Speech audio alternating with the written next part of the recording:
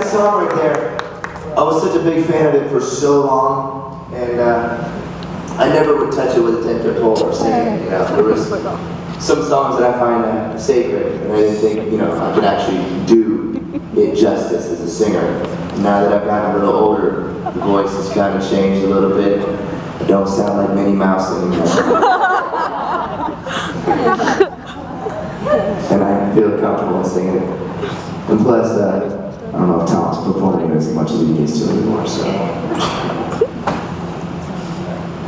Alright, you want to ask me some questions? We're going to pick you first. Go get her. Someone get her right here. Alright, here I come. Wow. You have a question? No. Just a moment. Just a moment. Are you coming as a country?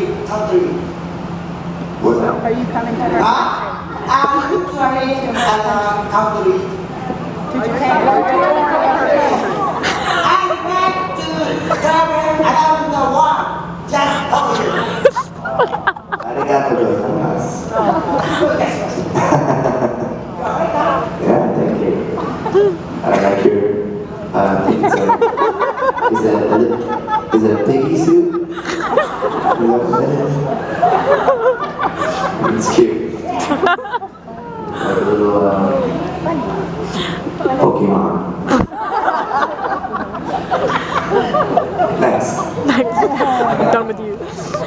Cupcakes here? Oh yeah. Are you loving cupcakes? Mocha. Homemade frosting. Thank you so much. Honestly, homemade frosting is the best. Everybody loves it.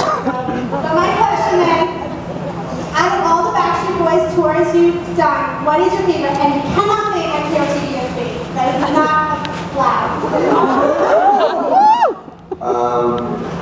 I think the first tours that we ever did when we were in Europe, those were some of the most fun because we were all on a bus together and really young, never had gone over to Germany and Sweden.